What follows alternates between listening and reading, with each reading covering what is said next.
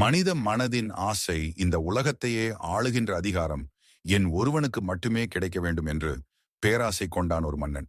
தன் குருவிடம் சென்று அதற்கு வழியும் கூறுமாறு கேட்டான். குருஜி மன்னனுக்கு புத்தி புகட்ட விரும்பினார். அவர் அரசனிடம் சொல்கிறேன், அதற்கு முன்பு எனக்கு ஒரு காரியமாக வேண்டும் என்றார்.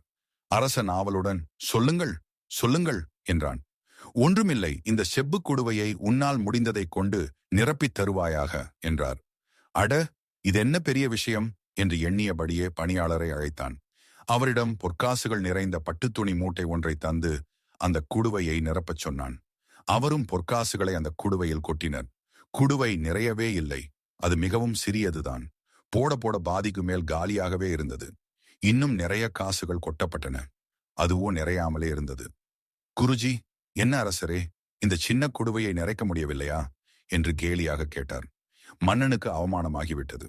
கஜானாவில் இருக்கும் பொற்காசுகள் மற்றும் விலையுயர்ந்த மணிகள் எல்லாவற்றையும் கொண்டு வரச் சொன்னான். அனைத்தையும் போட்டாகிவிட்டது.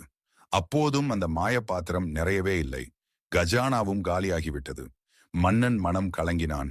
உடலும் உள்ளமும் ஓய்ந்து போனது. ஐயா, இது என்ன மாயம்? என்ன பாத்திரம் இது?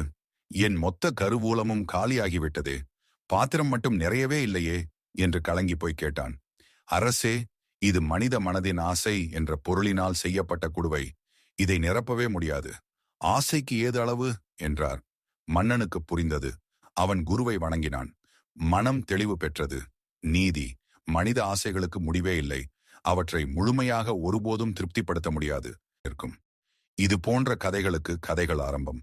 சேனலை லைக் பண்ணுங்க, சப்ஸ்கிரைப் பண்ணுங்க. கீழே இருக்கிற பெல் பட்டனை மறக்காம கிளிக் பண்ணுங்க.